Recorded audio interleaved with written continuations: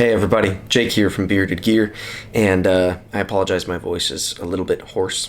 I've just gotten back from my camping trip, and I purposely left the Holt Haptic behind. Let me explain why. So, it's not that I'm necessarily mad at this knife or anything, or that I hate it. I was frustrated with it right before leaving on my trip. And so I want to do my first impressions, and then we're going to disassemble this knife. We're going to try swapping some bearings. So let me catch you up to where things are at. I unboxed this knife now a few days ago. Before my trip, I had it in pocket about a day and a half. And so that's first impressions territory. But I had it for a little longer than that. I guess I've probably had it like a total of about a week. So I've carried it about a day and a half worth. But there was a whole 24-hour period of downtime between that first day that I carried it and then the half day that I carried it again, because this pivot just keeps on walking. It will not stay tight. And when I unboxed the knife, there was a little bit of blade play. There's blade play right now. Surprise, surprise. The action is incredible, right? But to me, the pivot walking meant, okay, I need to put in a little bit of blue Loctite, and then I need to dial it to right where it feels good, and then I need to let it sit. I'm going to let it be what it's going to be so that Loctite can seal up and do what it's supposed to do. Didn't work. I then carried it for a half a day again, and it was walking all the time. The pivot wants to walk. And I don't know, that's upsetting to me, if we're being honest here. I spent $1,000 on this knife. This is the most expensive knife that I've ever purchased. I'm not even mad that I spent that much. I'm excited that I spent that much. But I shouldn't have an issue with a pivot that walks at $1,000. Especially when this knife, Koenig Arius, this one cost me about $600. Still very expensive, right? But this knife, I've never had to even adjust this pivot a hair, and it hasn't come loose.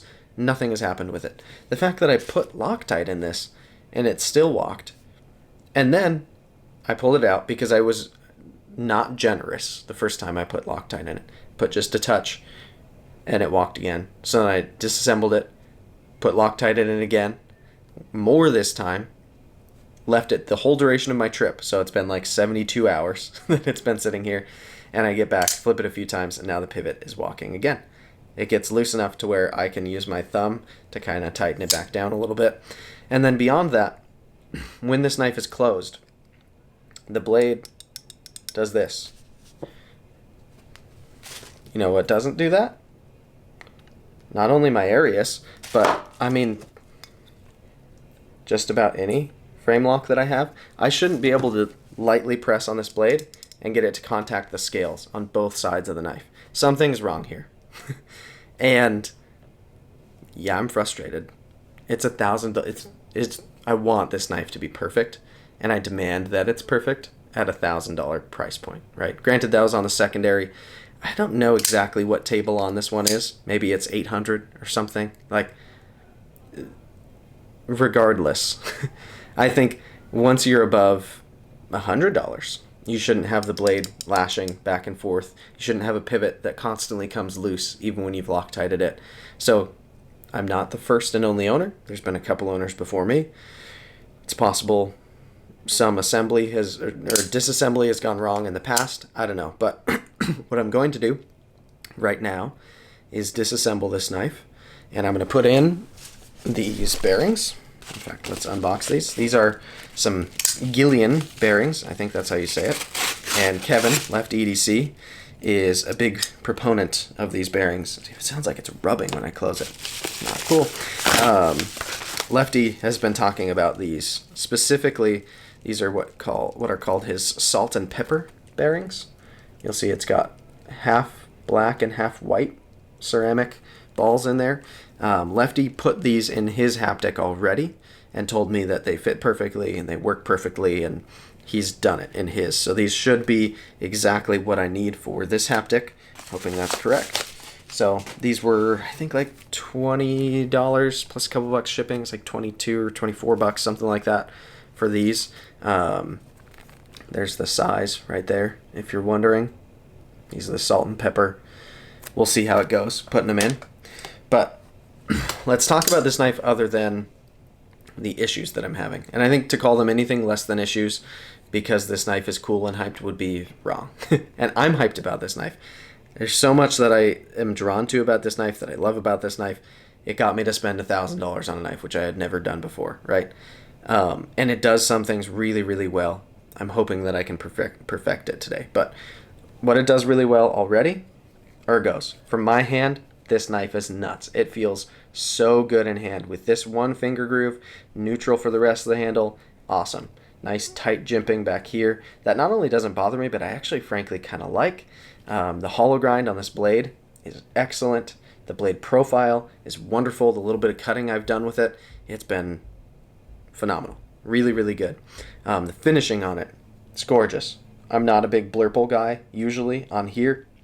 I'm finding I'm actually impressed by it. I showed this knife to my daughter and she immediately named it Flashing Purple because it has this way of catching the light, and this anodizing goes from blue to purple to like this pinkish color. It's really pretty wild. That blade play is driving me nuts. The way it carries is actually quite good. In pocket, this knife is very pleasant to carry. I like it a lot in pocket. So I'm liking a ton about it so far, but I'm not okay with the fact that it's... Do you hear that? That's not $1,000 knife sounds. I'll tell you that. So I'm going to clear off a space on my desk real quick. I'm going to see if I can position the camera in a way that makes any sense at all. And we're going to get it apart enough to swap the bearings. I'm probably not going to like pull the clip off and the liner out. I don't want to mess with any of that. And in addition to that, so I've come to the understanding, it's been explained to me, that only one side of this pivot is really meant to ever come out. The other side is meant to remain fixed, and that has a lot to do with how the knife is supposed to function. So I'm going to leave the fixed side in. It's the clip side one that comes out, so I'm going to pull that side out, get the knife apart, and do what I can on it, swap those bearings in, and we're going to see what happens. My fingers are crossed, sincerely, that it just fixes all the issues somehow by me disassembling it, reassembling it with some new bearings in it, because I want so desperately to love this knife. And what I don't want to have happen is for my first experience breaking through the $1,000 threshold to be me reaching out to Holt with a warranty issue where the knife is rattling. That's not, like, the fact that it did that on its own is a bummer, and maybe I'll chalk it up to the fact that there were other owners before me. But this knife was in phenomenal condition when it got to me. Like, excellent, excellent condition. It's not like it's been hard used and abused or anything. So, I don't know. Hopefully this helps. So, let me spin the camera around. We'll see what we can do. So, here we are on my mat. People always ask who makes this mat. It's from B. Weiss Leather, BWEISS. Really cool dude. This is one of his Millie Club mats that he made for me. See, it's got this slot up here, which I really like. Anyway, we're going to go ahead and take this side of the knife off, the blade out, check what we see in there in case anything weird is going on. Clean everything out. In fact, I'm going to grab, I might have a little rag in here. We should be fine, actually. So we'll wipe everything down. Got some Q-tips in case we need them. I have my Brian Brown titanium bit driver. The unboxing on this went awry, so there was no unboxing, but I'll do a review on it soon. This thing is awesome. And then I've got this driver that Left EDC got me from Urban EDC Supply, and it comes with all of this stuff. The pivot on here is a T15, which is why I've got this handy, because I've got a T15 in that one. So I'll use the T15 on here, the T8 here, and that's what I've got in that one. So we're going to go ahead, get it disassembled, put these suckers in, and call it good. So let's do the pivot first. See what's going on with the Loctite that I put in.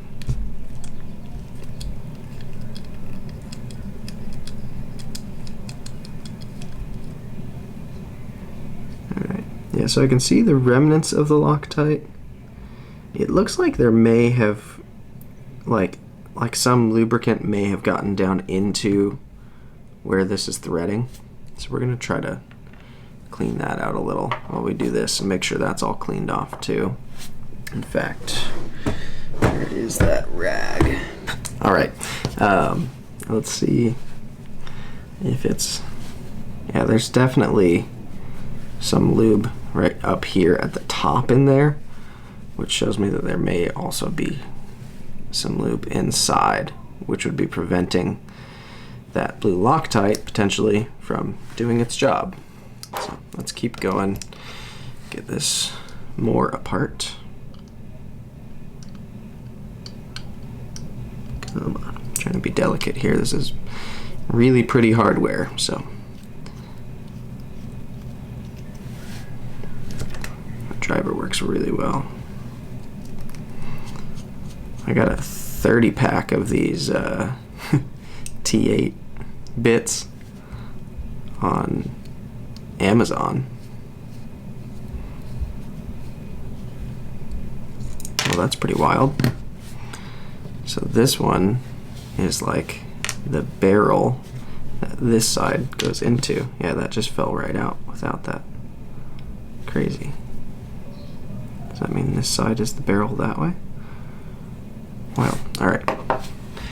So this side should, in theory, come off now, right?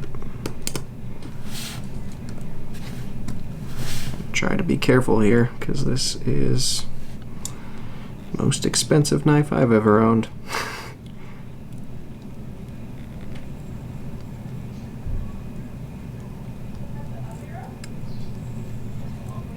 Alright, what do we got? There we go. Alright, so it's definitely lubey and kind of dirty in there. This is the adjustable detent, it looks like, which I'm not going to play with. I like the way the detent is set up in here right now. Let's take the blade off of here. Alright, so one side of the bearings stayed down in there. The other one is right here. Let's make sure I do this right. I don't know if they'll need to be directional going in, but I want to make sure I make a mental note that the open end is facing out of the blade toward the scale. Alright, let's wipe this down. We're just going to make everything fresh in here.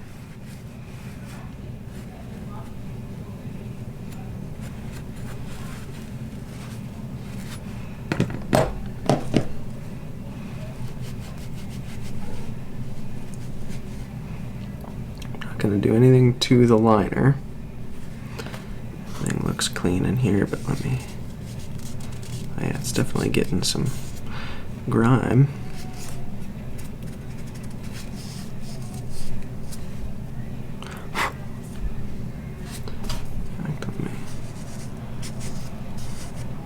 We're just gonna use all fresh lube and everything, so I'm trying to not go crazy leaving anything in there. Back spacer.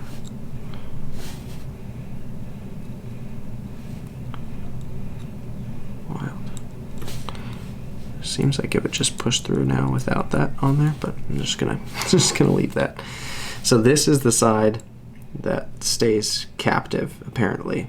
And from what Lefty said when he talked to the Holts about disassembly, they said to leave this side of the pivot in. What's weird is it feels like it spins.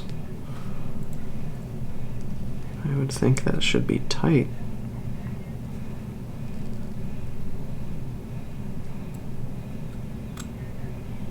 Weird. Okay. We'll leave that there.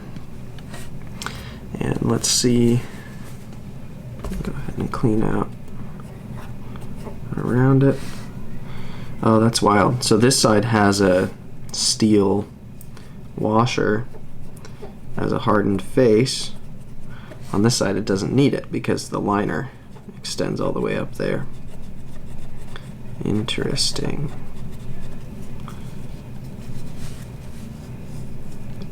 clean on here. So if there is some lubricant down in there, I don't really know a good way to get that out. I don't know.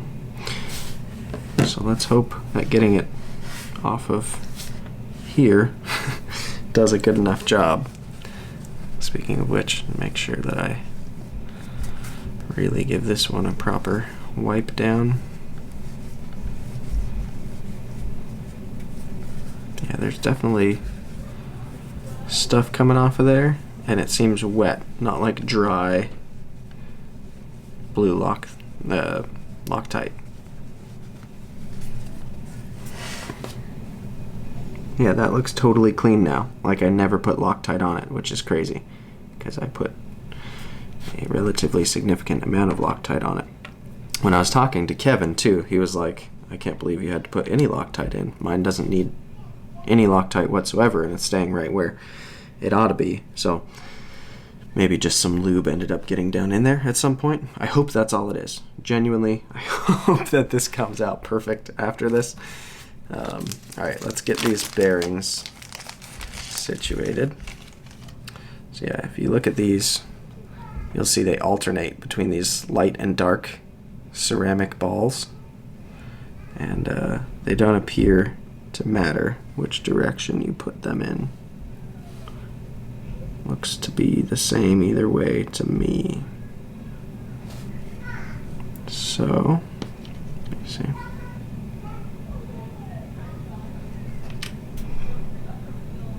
One side look more shallow than the other? I really can't tell.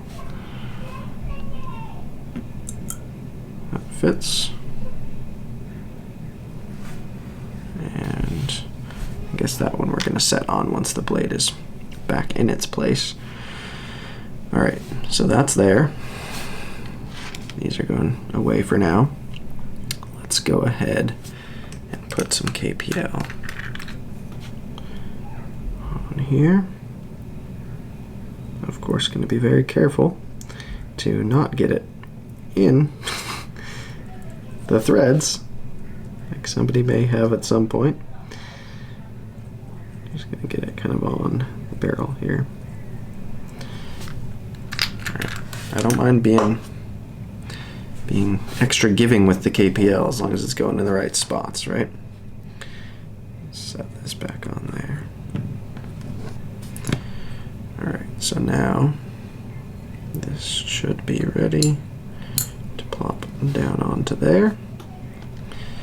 Now we're going to take this, let's put a little KPL.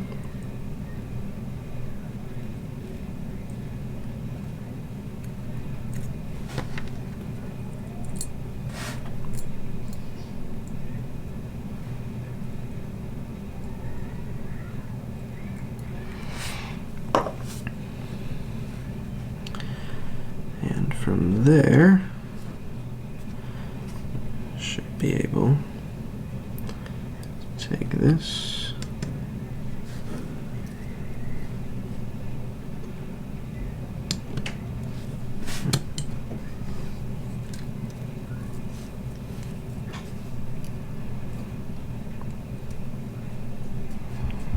I may need to monkey just a tiny bit with the pivot on this side.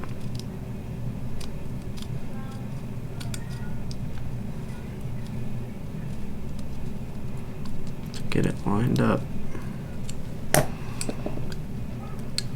What is going on? Hold on.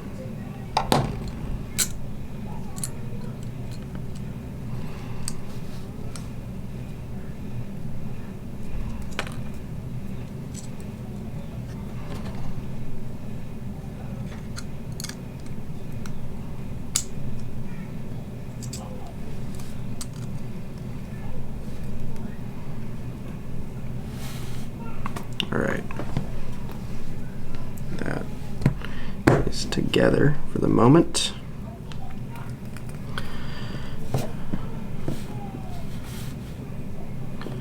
I'm going to go ahead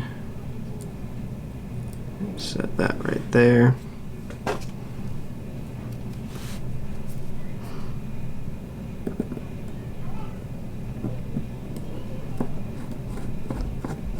not going to torque anything down at the moment. I'm just going to get it where it's holding everything together. Now let's take this. I'm going to give it one more wipe just to be absolutely sure.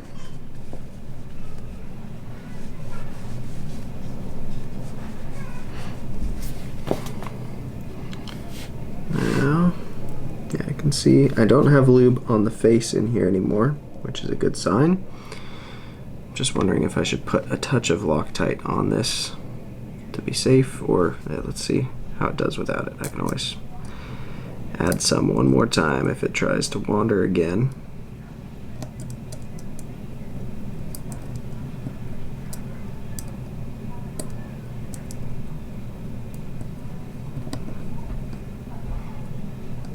There we go, got that started.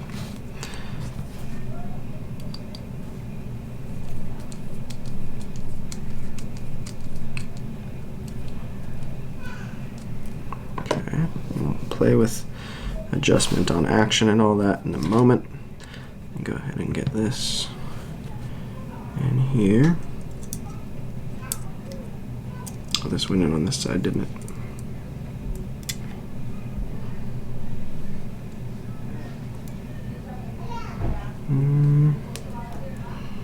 I probably should have put that through before I torqued down on everything, huh? Because now this backspacer could have shifted a littlest bit. Yeah,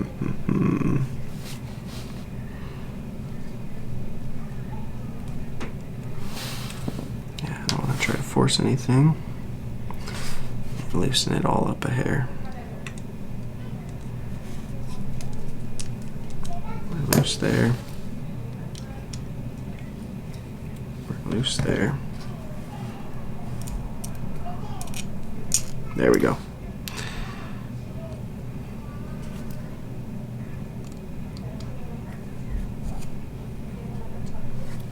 So that's through. Now we just need to put this little guy right in there.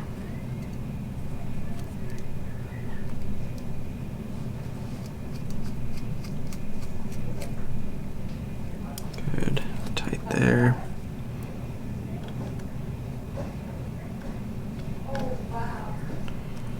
Tight there. Let's tighten our pivot down again. Just going to go to where it feels tight, then back a tiny bit off and see where that leaves me. Okay. Tiniest hair tighter.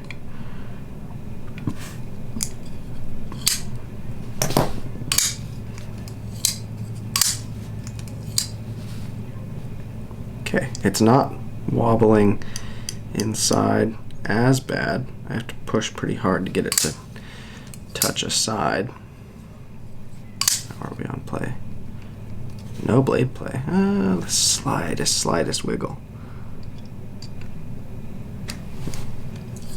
Still dropping shut completely. See if we can completely eradicate any play. There it is, the hair. Okay, we're dropping, we're centered, and there's no noticeable play. That feels pretty good. Let's wipe it down real quick. See how everything feels.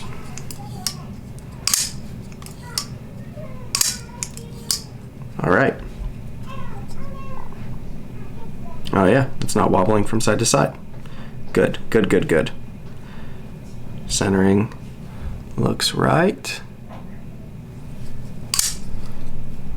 We appear to be staying pretty locked up. It's free dropping. All right. If it will stay like this and the pivot doesn't wander, then we're in business. This feels right. This feels like this knife ought to feel to me. It feels solid. All right, I like that. So, fingers crossed that it stays like this. If not, there will be an update. Yeah, it's feeling like in my head it should right now. So that is good.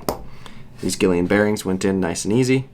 These are the factory steel bearings, They do have an option from Holt to purchase ceramic bearings. So obviously you can purchase their ceramic ones, or you can do these Gillians. They appear to fit just fine. Yeah, that functions really well. I couldn't anticipate the action getting any smoother, but it's not rougher. So that feels good. All right, knife's back together. Everything appears to be in the order that it should be, and we should be all right. So unless you see an update, we're gonna assume the knife is right now, and there'll be a full review soon. So thanks for checking it out, guys, and coming along for the ride on this one.